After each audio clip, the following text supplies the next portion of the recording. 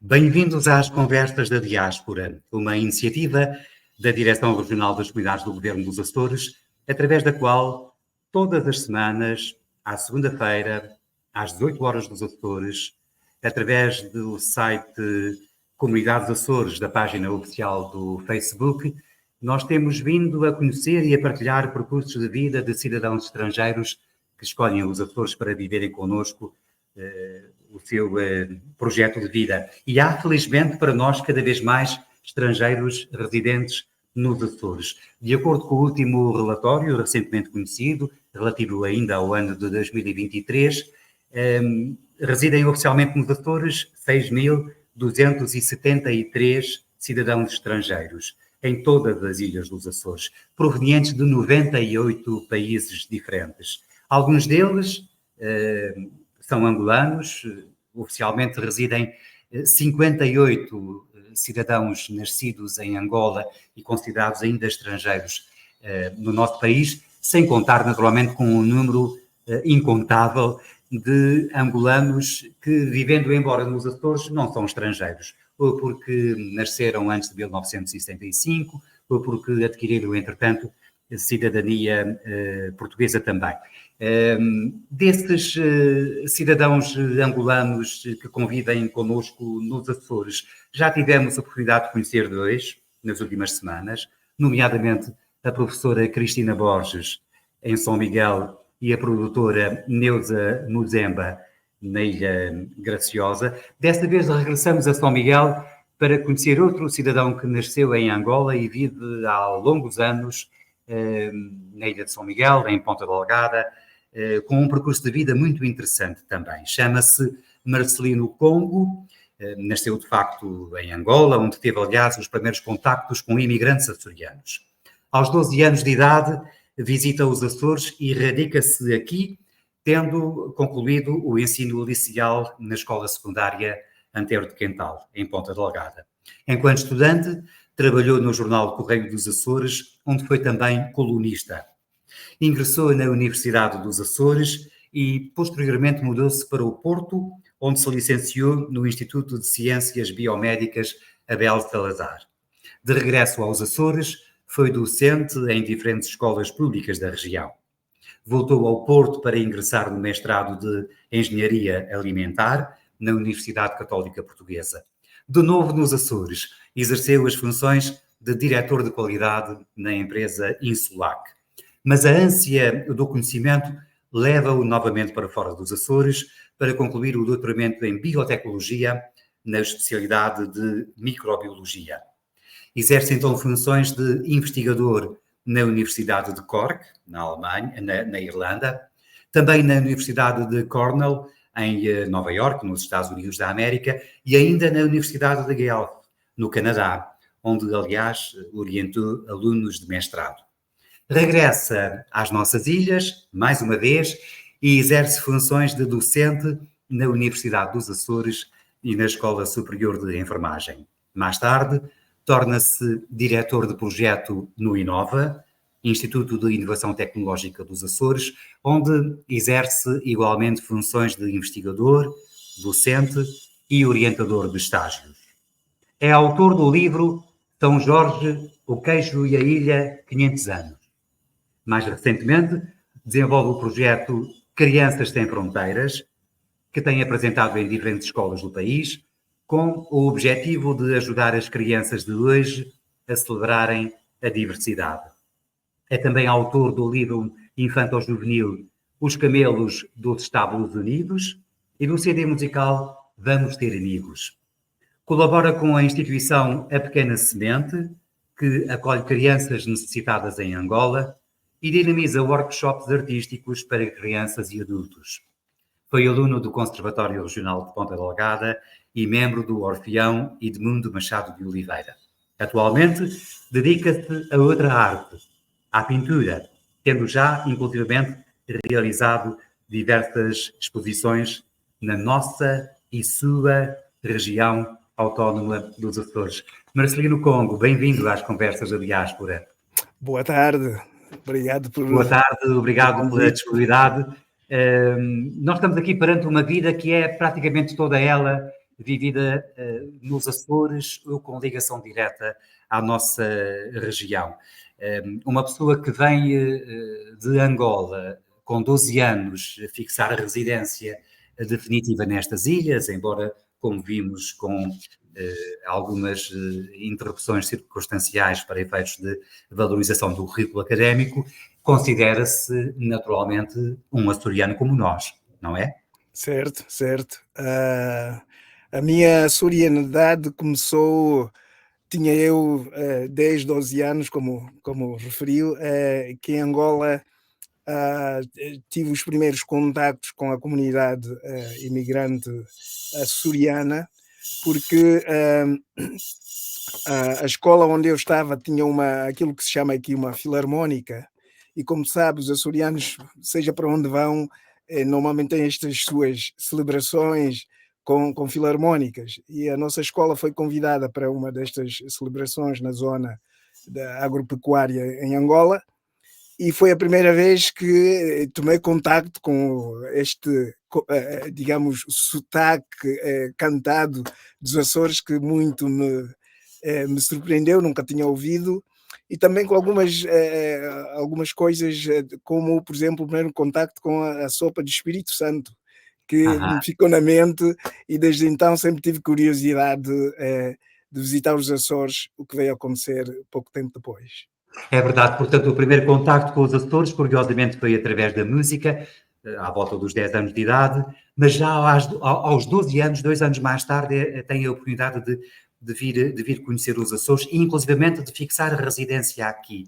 Como é que Exato. isso aconteceu? Porquê é que isso aconteceu? Porquê escolher os Açores com essa idade tão jovem? Pois, quando vim para Portugal, era ainda naqueles tempos conturbados da pós-revolução, e a ideia era fixar-me no norte de Portugal. Mas por diversas razões, na altura éramos um grupo de rapazes que vínhamos com um diretor de uma escola, e que na altura ele aconselhou-nos que o melhor sítio para de facto irmos, que seria mais facilmente os Açores, comparativamente à escola em que ele tinha a mente de nós participarmos no Norte. E a ideia era ficarmos um ano e depois regressarmos a Angola, mas evidentemente que este um ano começou a transformar-se, digamos, numa paixão pelas ilhas que se foi prolongando durante 40, 50 anos, e portanto cá tenho estado, eh, e foi assim este acidente de percurso que me trouxe para aqui, mas que com alguma orientação já, porque aquela curiosidade que trazia com contacto com a comunidade açoriana em Angola, fez-me vir aqui com um interesse especial de conhecer os Açores. E o que é que justificou esse amor à primeira vista pelas nossas ilhas? Para um adolescente de 12 anos que chega aos Açores e que fica encantado por isso, que até decide já nessa altura prolongar a sua estada aqui. Porquê? O que é que isso tinha de especial em relação a Angola, por exemplo? Pois, havia uma certa. Porque nós, como se calhar o Zé Andrade sabe disso, que na altura aprendia-se, por exemplo, em geografia, que Portugal era feito das províncias, portanto, Portugal continental, províncias e ilhas adjacentes. As Isso. ilhas adjacentes era sempre uma coisa que, quer dizer, tínhamos como vocabulário, mas nunca percebíamos exatamente o significado, não é? Porque nunca tinha estado numa ilha. E portanto, quando para cá vim e vi mar a toda a volta, de início era um pouco, digamos, assustador, porque dava a ideia de claustrofobia. Mas passado algum tempo comecei a ter um interesse especial pela visão do mar e alguns aspectos culturais nos Açores. Lembro-me a primeira vez que, portanto, estava na terceira, quando cheguei, e na rua onde íamos a passar, víamos muita gente na rua e estávamos a tentar perceber o que se passava. Foi a primeira vez que vi uma tourada à corda. E aquilo foi para mim cômico, interessante ver como as pessoas se colocavam em frente de um animal daqueles que eu nem a de 1 quilômetro colocaria, e ver as pessoas levarem pancadas daqueles animais, etc. E para mim foi, digamos, do interesse ver como isto tinha tanto interesse aqui para os Açores. E Portanto, depois, uma realidade muito diferente da sua terra completamente natal. diferente, Mas que exato. Angola foi essa que deixou para trás? Uma Angola ainda portuguesa, já no período revolucionário, já na fase da independência? Sim, portanto, quando eu cá cheguei, portanto, eu cheguei em setembro e a independência foi em novembro, portanto, De ainda não tinha, 75. exato, Vai fazer ainda, 50 anos no próximo ano. exato, exato, ainda não tinha havido a independência, mas era uma Angola muito efervescente, e que na altura uma das razões porque nós viemos para cá era que havia uma situação conturbada em relação às escolas, que ou estavam fechadas ou estavam abertas, e portanto não se percebia bem o que estava a acontecer.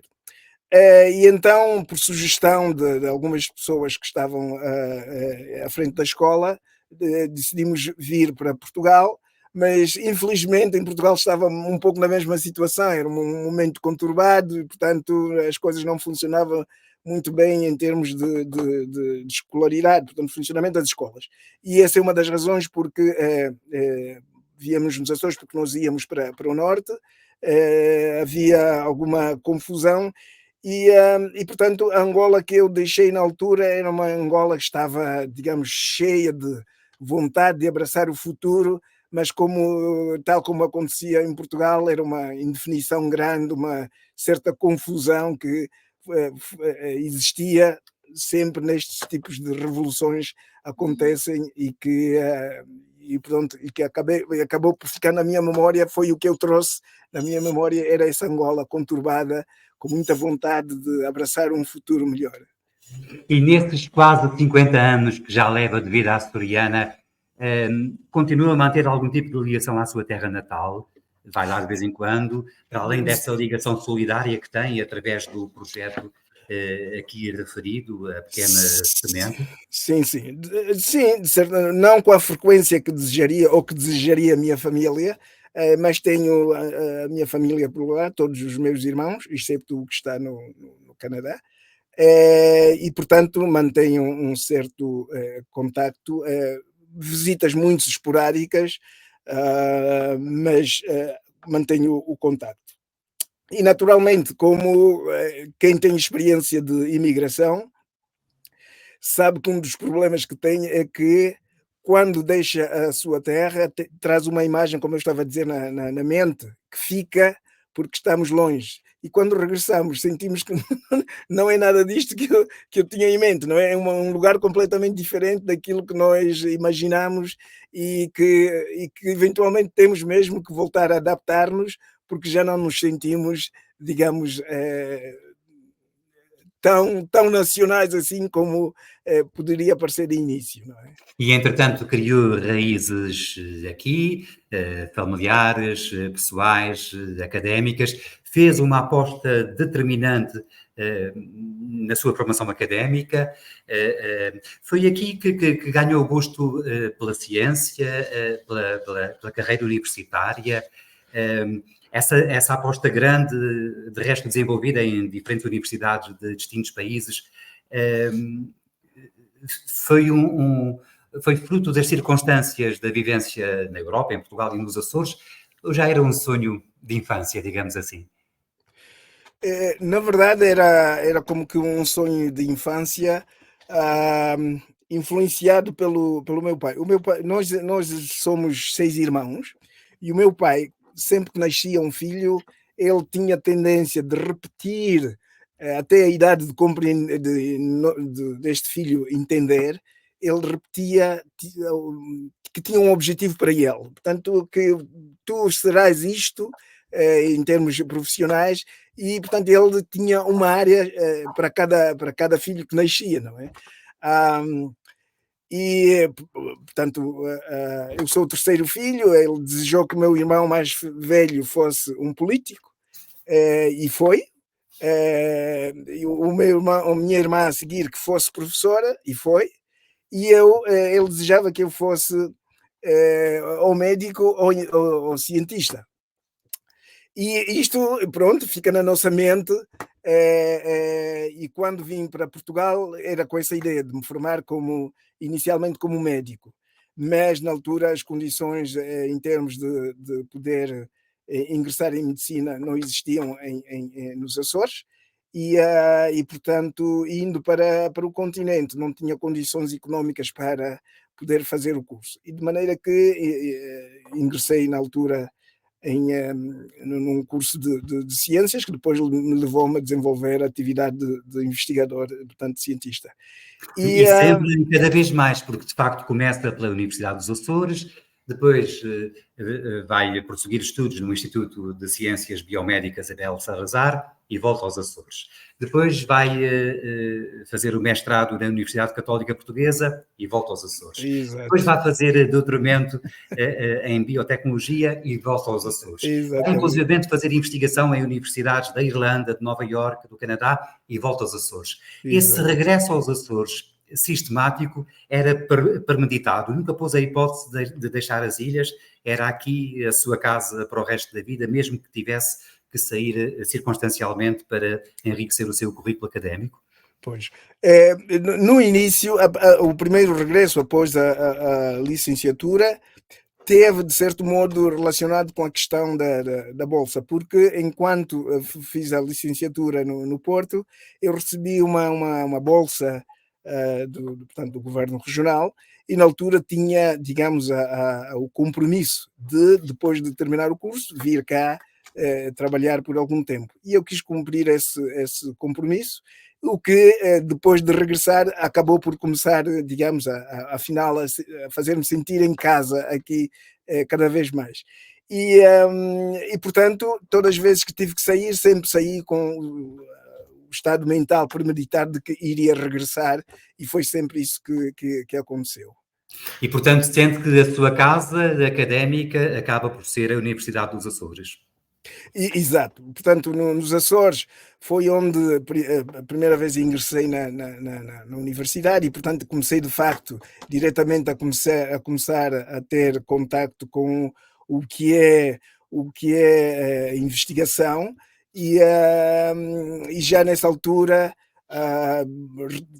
tinha recebido um convite de um dos docentes se queria trabalhar com ele como assistente. E pronto, começou aí a minha paixão pela ciência e pelo interesse na investigação. E gosta mais de lecionar ou de investigar? Sente-se mais docente ou mais investigador no âmbito da carreira académica? Eu creio que me sinto mais docente. Em termos de investigação, sinto que, portanto, é extremamente... eu creio que tem uma personalidade em que a atividade de investigação, com a qual a investigação da atividade de investigação colide um pouco. E, portanto, tenho...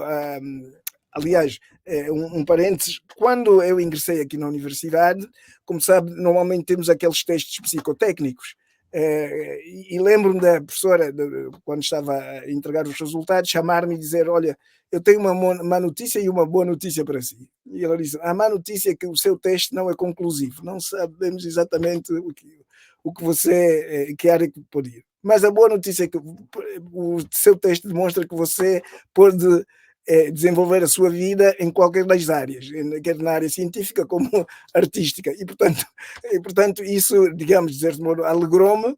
Segui inicialmente a via científica e portanto fiz tudo que era possível para ter uma atividade artística com algum nível, e depois a atividade docente veio a aproximar-se dela, mas tinha mais alegria, digamos assim, na atividade docente, que era a transmissão do conhecimento, e portanto essa área era para mim preferida. De facto, são diferentes facetas. O senhor professor universitário, por um lado, e por outro lado, o artista, multifacetado, aliás, desde a música até às artes plásticas. São atividades que, embora possam aparentemente ser antagónicas, se complementam e que são importantes, concorrem para a sua realização pessoal? Para mim, sim. Aliás, a universidade onde me formei no Porto, o Instituto de Ciências Biomédicas, tem um slogan que existe perdão, em quase todas as folhas oficiais da faculdade, que é médico que só sabe medicina, nem medicina sabe.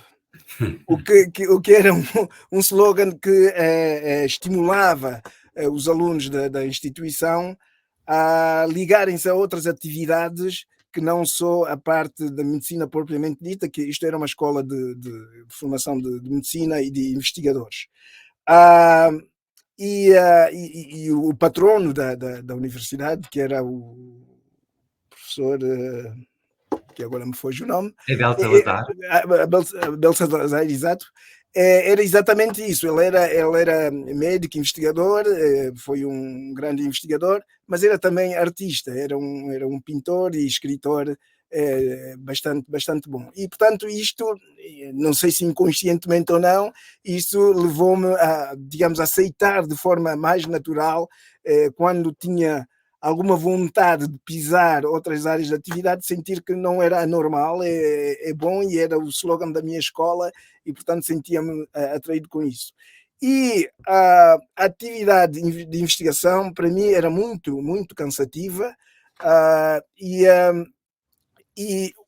atividade artística era, digamos, o remédio que me fazia sentir no dia seguinte poder voltar à investigação, porque era um momento de relaxo que exigiria menos digamos, de concentração máxima que a investigação exige, e, portanto, compatibilizava ambas as atividades muito bem, porque fazia-me sentir completo. E isso acontece de hoje em dia, ainda estará no ativo, no âmbito da vida académica, ainda continua envolvido na música, além da pintura? Sim, sim. A minha atividade musical, porque pelo projeto que comecei a gizar há alguns tempos, nomeadamente pensar que o ditado que diz que de pequeno é que se torce o pepino, que era importante as crianças de início terem determinados contactos com determinados conceitos, para que no futuro, digamos, não caiam facilmente nos slogans que se vêm agora por aí de vez em quando. E, portanto, nesse sentido, criei este projeto que se chama Crianças Sem Fronteiras, onde crio materiais artísticos para levar às escolas, e que ajuda as crianças a desenvolverem estes valores de solidariedade, de amizade, e que julgo importante para a sua formação como futuros eventuais líderes do país. Mas esta é uma iniciativa voluntária de cidadania. Completamente, sim. Completamente. Sente que há necessidade de contribuirmos todos, cada um na medida das suas possibilidades, para construirmos sempre e cada vez mais uma sociedade mais cosmopolita, mais multicultural, mais intercultural, mais tolerante, mais respeitadora das diferenças? Sim, sim.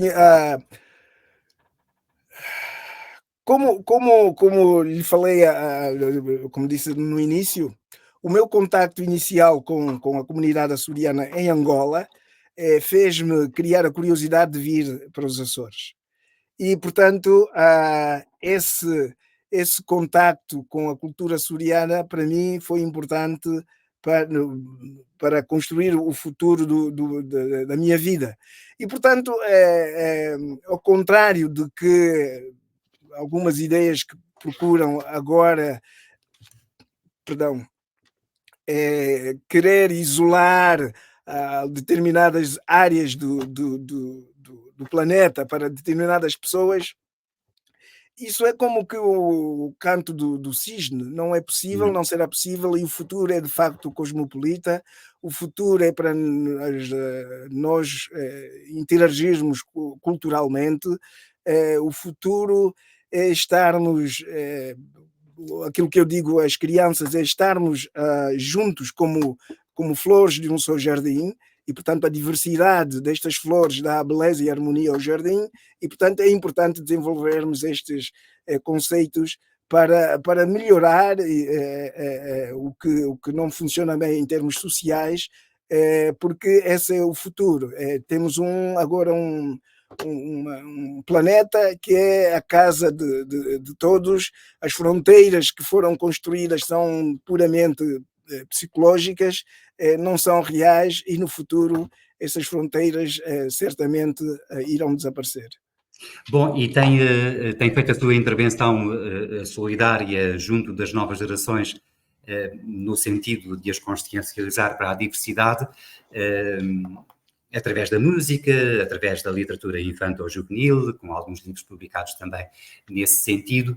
Podemos estar confiantes, as futuras gerações são suficientemente tolerantes para construírem e aceitarem um mundo que é de todos por igual?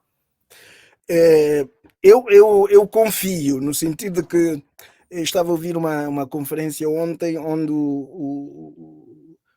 o principal interveniente dizia que e o que é normal, é um conhecimento normal, que precisamos de 25 anos para começar a ver alterações em termos sociais, que é, ao fim e ao cabo, uma geração. E, portanto, nós temos que semear agora para colhermos a sociedade que queremos no futuro. E penso que se cada vez mais implantarmos na sociedade valores que não são os da competição desenfreada seja pelo dinheiro, seja pelos bens materiais, mas reconhecermos-nos como seres que temos várias dimensões, nomeadamente a física e a espiritual, e que, desenvolvendo valores de empatia, de solidariedade, e que isso possa estar na mente das crianças agora, que daqui a 25 anos serão os protagonistas na sociedade, eu tenho confiança que certamente caminhamos para uma sociedade mais saudável, com menos digamos, intolerância, e que isto é a sociedade que o planeta vai exigir que exista, porque não vai ser mais possível tentarmos viver numa uma bolha em lado nenhum. E no seu caso pessoal, veio para os Açores praticamente há 50 anos. Nos anos 70, a nossa sociedade era muito diferente do que é hoje. Sente que naquela altura era mais difícil conseguir essa integração no âmbito da diversidade? Sim, faz parte da mente humana, digamos, estranhar o desconhecido, não é? Digamos assim. E em especial nas circunstâncias da altura em que eu vim, portanto, da altura da Revolução e do regresso de muitos dos portugueses para cá. E por outro lado, claro, porque não era. O estranhar tinha a ver com a pouca convivência que os Açores tinham com pessoas que não fossem portuguesas, não é? E, portanto, havia certamente alguma dificuldade, alguma ignorância, mas com o tempo, tal como o mundo foi evoluindo, as influências do resto do mundo também vão chegando aqui, e fomos cada vez mais sendo uma sociedade multicultural, como referiu, e, portanto, nada pior que em lado nenhum. Estamos a evoluir cada vez mais para essa sã convivência entre todos. E o seu futuro, agora que tem praticamente meio século de vivência açoriana, quando olha para a frente, continua a haver certamente os Açores. Em breve, presumo que deixe de exercer funções profissionais no âmbito da docência. Nessa altura vai ganhar espaço o Marcelino Congo artista, o músico, o pintor, o escritor? De certo modo já está a ganhar, portanto, porque com o gosto que estou a ganhar com este projeto de Crianças Sem Fronteiras, o interesse que está a criar em várias escolas onde tenho ido a apresentar o projeto, Sinto que será nos próximos anos a minha área de intervenção de preferência, com a criação de materiais artísticos para tal, lúdicos e educativos, aliás, com dois livros que já tenho novamente em linha para eventualmente serem publicados, e isso em conjunto com, naturalmente, alguma música. Penso que será isso o meu futuro, dedicar-me às novas gerações, aos mais novos, tentar, não diria ensinar-lhes, mas mostrar-lhes que há formas de a nossa mente ser influenciada de modo positivo ou negativo, e a escolha, digamos, é deles, mas que aquilo que eles veem, os exemplos que eles veem, são importantes para desenvolverem o seu futuro como cidadãos conscientes, tolerantes e amigos dos outros. Marcelino Congo, ainda bem que desenvolve esta missão, ainda bem que vive connosco e que vai continuar a viver connosco, é uma vantagem para a sociedade açoriana. O nosso tempo terminou, mas eu queria agradecer-lhe o contributo que tem dado para o desenvolvimento cultural e educacional do nosso povo, com a sua prestação social. É um açoriano que faz diferença, como temos visto pelo seu percurso de vida. Desejo-lhe as maiores felicidades e agradeço a disponibilidade que teve de partilhar connosco este seu trajeto em benefício açoriano.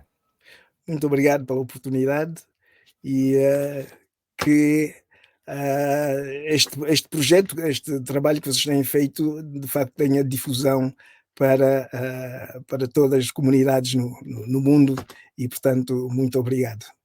Obrigado eu. Cá estaremos na próxima semana com outro dos novos açorianos que residem em qualquer ilha dos Açores, com qualquer proveniência, com qualquer ocupação e intervenção social, em ambos os casos, em todos os casos, aliás, contribuindo para melhorar a sociedade açoriana, que é uma sociedade que se quer sem fronteiras, uma sociedade sem diferenças, que aposta no devido respeito pela diversidade cultural como sendo uma vantagem de benefício coletivo. Obrigado por continuar connosco, contamos consigo sempre nas próximas semanas também.